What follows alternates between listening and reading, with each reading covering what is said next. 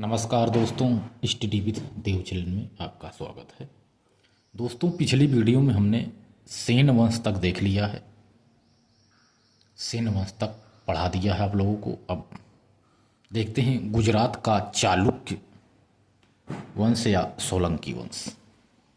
गुजरात का चालुक्य वंश, जो यह सोलंकी वंश है, गुजरात का चालुक्य वंश है, इसके संस्थापक मूलराज द्वितीय हैं, मूलराज प्रथम हैं। मूलराज प्रथम ने गुजरात के चालुक्य वंश या सोलंकी वंश के संस्थापक हैं। इन्होंने 941 से 995 ईस्वी तक शासन किया था। मूलराज प्रथम, यह जो मूलराज प्रथम है यह जैन धर्म का अनुयायी है, जैन धर्म का अनुयायी है तथा इन्होंने अपनी राजधानी अन्हिलवाड़ को बनाया था। अन्हिलवाड़ को बनाया था अपनी राजधानी मूलराज प्रथम ने, सोलंकी वंश के जो संस्थापक।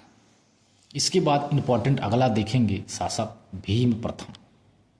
भीम प्रथम 1022 से 1064 ईस्वी तक शासन किया था। भीम प्रथम, आइए देखते हैं दोस्तों। भीम प्रथम बिमल शाह भीम प्रथम का सामंत था। जो यह बिमल शाह है, बिमल शाह भीम प्रथम का सामंत था। उसने राजस्थान के आबू पर्वत के पास दिलवाड़ा के जैन मंदिर का निर्माण करवाया था। बिमल शाह ने आबू पर्वत के पास दिलवाड़ा के जैन मंदिर का निर्माण करवाया था। इस मंदिर में जैन धर्म के संस्थापक ऋषभदेव की मूर्ति स्थापित की गई है। यह सफ़ेद संगमरमर के पत्थर से बनवाया गया मंदिर है। इसे बिमल शाही मंदिर भी कहा जाता है।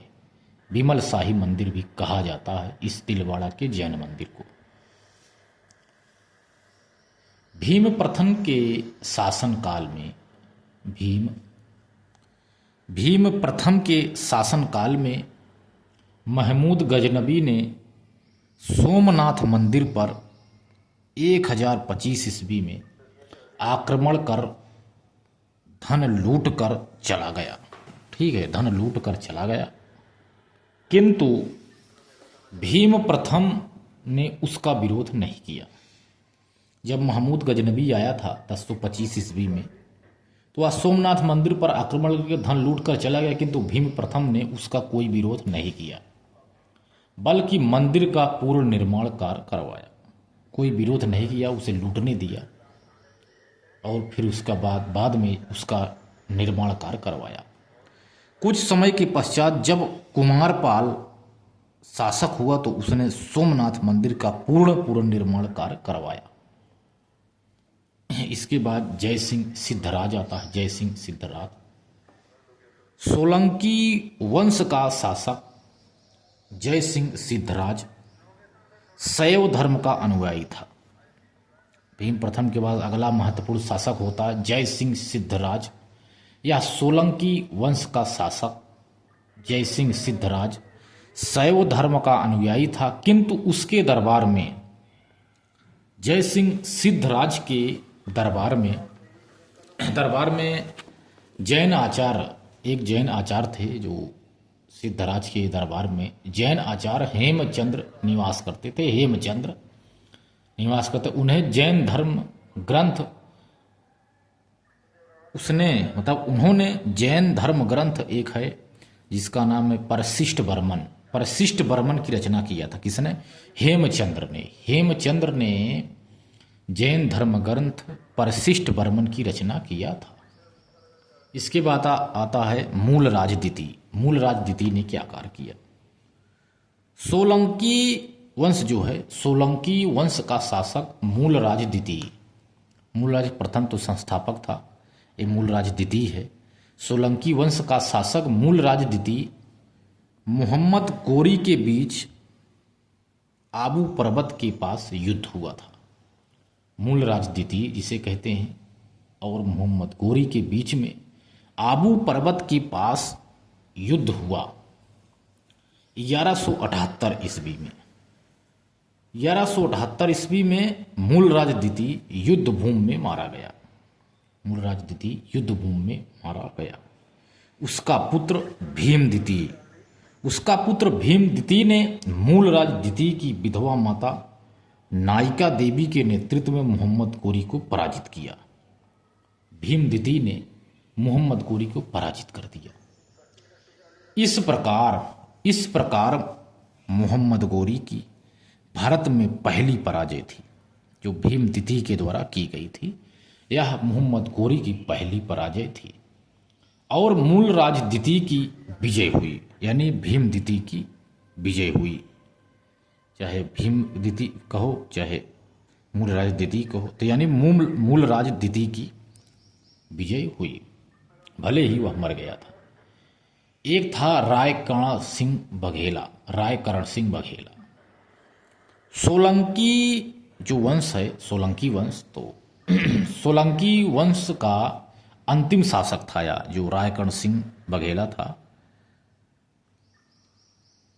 अंतिम शासक था रायकर्ण सिंह बघेला सोलंकी वंश का।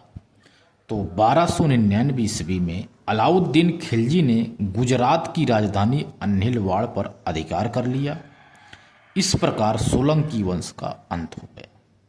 सोलंकी वंश का पूरी तरह से अंत हो गया। रायगढ़ सिंह जो बघेला है, यह सोलंकी वंश का अंतिम शासक था। अंतिम शासक यही था, रायगढ़ सिंह बघेला। इसके बाद कश्मीर राज्य पे हम चर्चा करेंगे दोस्तों। कश्मीर जो राज्य है, जो जम्मू कश्मीर है दोस्तों, वहीं पर था ये कश्मीर राज्य। यह भी ठीक ठाक ही राज्य था, तो इसके बारे में भी हम चर्चा करेंगे। तो ये सोलंकी वंश जो गुजरात का चालुक्य वंश है, या सोलंकी वंश जिसे कहते हैं, यह कंप्लीट हो गया है। इम्पोर्टेंट हमने करा दिया है। बाकी और आधुनिक इतिहास में भी इसके बारे में भी कुछ चर्चा हुई है, वहाँ भी आप देख सकते हो जा करके। अगला शासक है, राज्य है कश्मीर राज्य। कश्मीर राज्य क्या है, आइए देखते हैं। कश्मीर राज्य मौर्य काल में कश्मीर पर अशोक का शासन था। मौर्य काल में कश्मीर पर अशोक का शासन था, यानी मौर्य काल में जो यह कश्मीर राज्य है, इस पर अशोक का शासन था। और मौर्योत्तर काल में कनिष्क ने कश्मीर पर अपना अधिकार बनाए रखा। वह मौर्य काल में कश्मीर पर अशोक का शासन था, और मौर्योत्तर काल में कनिष्क ने कश्मीर पर अपना अधिकार बनाए रखा। इसके बाद हर्षवर्धन के शासनकाल में दुर्लभवर्धन ने, जो दुर्लभवर्धन है, इन्होंने हर्षवर्धन से मित्रवत संबंध स्थापित किया। दोनों हर्षवर्धन और दुर्लभवर्धन ने हर्षवर्धन से मित्रवत संबंध स्थापित किया।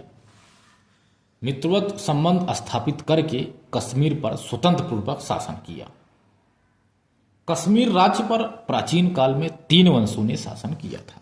जो यह कश्मीर राज्य है दोस्त, इस पर प्राचीन काल में 3 वंशों ने शासन किया था। 3 वंशों ने शासन किया। 3 वंश कौन कौन से कश्मीर राज्य में? 3 वंश। कारकोटक वंश, एक वंश था कारकोटक वंश, जिसके संस्थापक हैं दुर्लभवर्धन। दुर्लभवर्धन जो मित्रवत स्थापित किया था संबंध, हर्षवर्धन थे। तो यह कारकोटक वंश का संस्थापक है दुर्लभवर्धन। यह भी राज किया था कश्मीर राज्य पर। अगला वंश था उत्पल वंश। उत्पल वंश के संस्थापक हैं अवंती वर्मन। अवंती वर्मन यानी उत्पल वंश का संस्थापक था। इन्होंने भी कश्मीर पर अपना राज्य बनाए रखा था। तीसरा वंश था लोहार वंश। लोहार वंश भी था जो इसने यहाँ शासन किया था। लोहार वंश के संस्थापक हैं संग्राम राज। 3 वंशों ने यहाँ पर शासन किया था कश्मीर राज्य पर। उत्पल वंश में क्रमशः, जो उत्पल वंश है, उत्पल वंश में क्रमशः सुगंधा और दिद्दा नामक 2 महिलाओं ने कश्मीर राज्य को, जो कश्मीर राज्य है, इसकी शासिका रही। यानी उत्पल वंश में क्रमशः सुगंधा और दिद्दा नामक 2 महिलाओं ने कश्मीर राज्य की शासिका रही। कश्मीर राज्यों में बौद्ध धर्म का बोलबाला था। कश्मीर राज्य में बौद्ध धर्म का बोलबाला था। संस्कृत भाषा की कई ग्रंथों की रचना भी हुई थी। संस्कृत भाषा की कई ग्रंथों की रचना भी हुई थी, जैसे सोमदेव ने कथा सारित सागर की रचना की, क्षेमेंद्र ने बृहत कथा मंजरी की रचना की।